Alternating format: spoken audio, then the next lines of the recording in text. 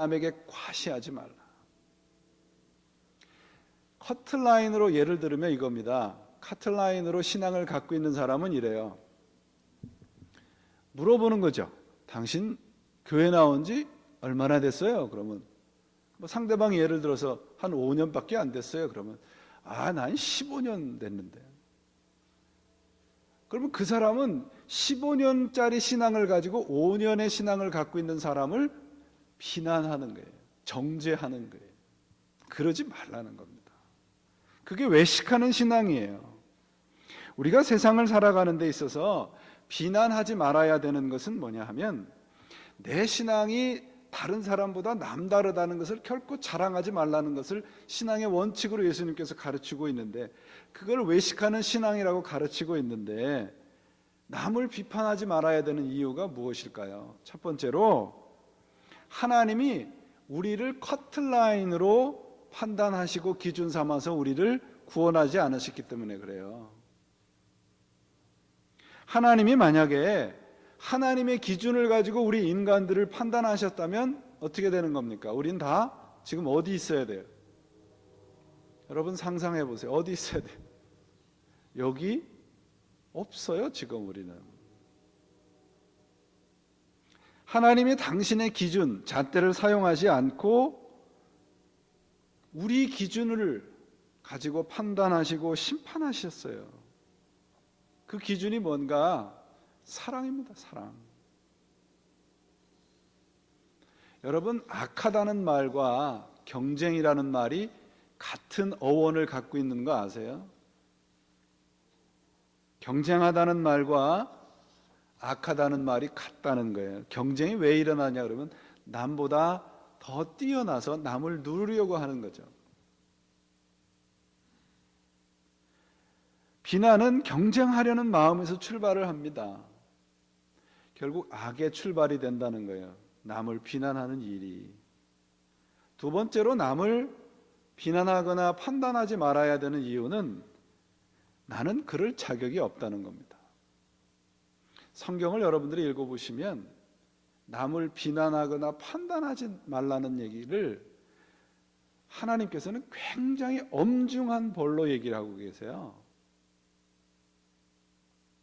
오늘 말씀에도 보면은 남의 눈에 있는 티, 그건 뭐예요?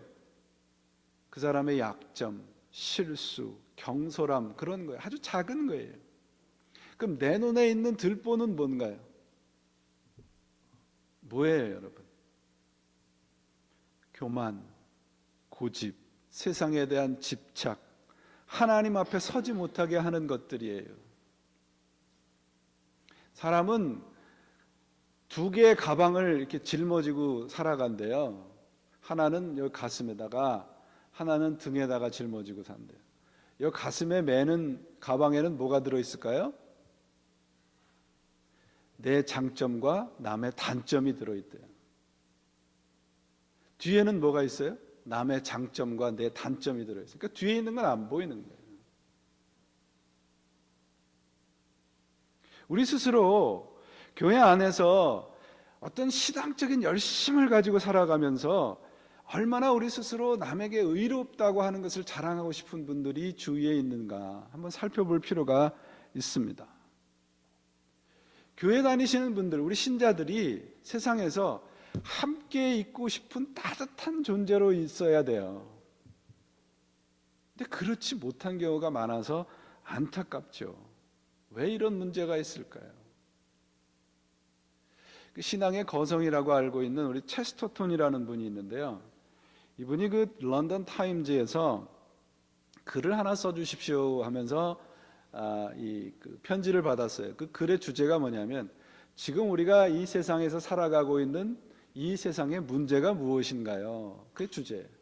이 세상의 문제가 무엇인가라는 주제로 글을 써주십시오. 그때 이 체스터턴은 단 한 센텐스에 글을 써서 런던 타임즈에 보냈답니다. 그 글이 뭐냐면 편집장님 귀하, 바로 내가 문제입니다. 체스터턴 드림, 이렇게 써서 보냈대요. 우리가 신앙을 가지고 어떤 권리나 카트라인으로 생각을 하게 되면 우리는 바리새인으로 전락을 해버리고 맙니다. 성경 가지신 분들은 로마서를 한번 펴보세요. 로마서 2장인데요. 로마서 2장 1절부터 6절 말씀인데요. 굉장히 엄중한 말씀을 하고 있어요. 거기에 보시면 1절에 남을 판단하는 사람아, 그렇게 돼 있어요. 남을 판단하는 사람아, 그대가 누구이든지 죄가 없다고 별명할 수 없다, 그렇게 말씀을 해요. 이 판단이라는 말은 이 헬라어의 크리논이라는 말과 크리마라는 말이 있어요. 두 단어가 있는데요. 이 크리마라고 하는 말이 오늘 이제 이 본문 마태복음 7장 2절에 나오는 헤아린다는 말이에요. 편견을 가지고 구별해버린다, 그런 뜻입니다. 근데 크리논이라고 하는 것은 이 법정에서 쓰이는 말이에요. 재판장이 판단하는 거예요. 그래서 항상 크리논, 판단이라고 하는 이 헬라어의 주어는 하나님이에요.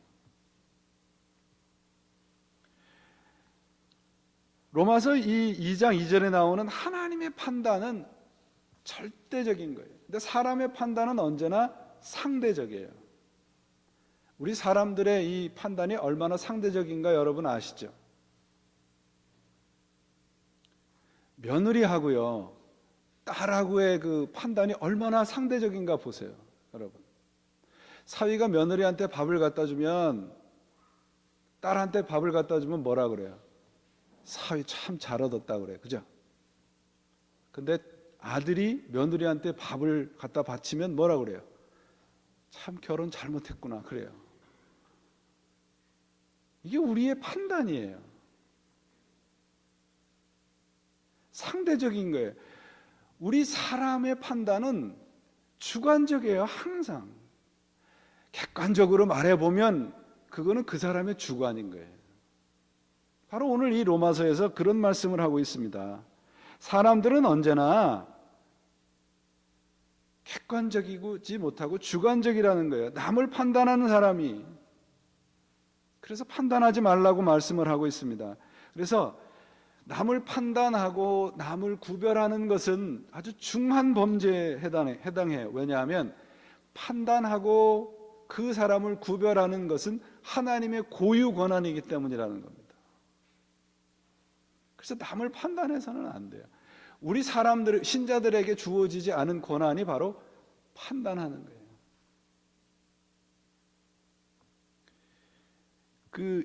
이게 아마 실화였던 것 같아요. 어떤 여자분이 공항에서 이제 그 비행기를 타려고 기다리는 동안 책을 한 권 사고, 책을 사면서 과자를 한 봉지 산 거예요. 그래서 이 기다리는 그 웨이팅 에어리어에서 책을 읽고 있다가 문득 눈을 들었는데 건너편에 앉았던 이 남자분이 자기 옆으로 이렇게 건너오더니 자기 옆에 있는 자기가 산 과자 봉지에서 과자 봉지를 뜯더니 과자를 먹는 거예요. 그래서 깜짝 놀라가지고 참 이상한 사람이다. 우선 자기 것을 뺏길 수 없으니까 열심히 이제 과자를 꺼내 먹었답니다. 그랬더니 그 남자도 열심히 과자를 꺼내 먹더래요. 그래서 나중에 한 개가 남았는데 이제 두 사람의 손이 탁 과자를 이제 같이 잡은 거죠. 어떻게 했겠습니까? 그 여자가 뭐 힘으로는 당할 수 없으니까 그래도 반을 쪼개서 나머지 마지막 과자를 나눠 먹었대요. 그러고서는 이제 비행기 시간이 돼서 비행기를 탄 겁니다, 이 여자분이. 기분이 얼마나 좋지 않았겠어요. 그래서 참 이상한 사람도 다 있다. 속으로는 제가 이렇게 얘기하지만 참 이상한 놈도 다 있다 그랬겠죠. 그리고 비행기에 앉아서 그 티슈를 찾느라고 핸드백을 열어보니까 그 핸드백 안에 뭐가 있는 거예요? 자기가 산 과자 봉지가 그대로 있는 거예요.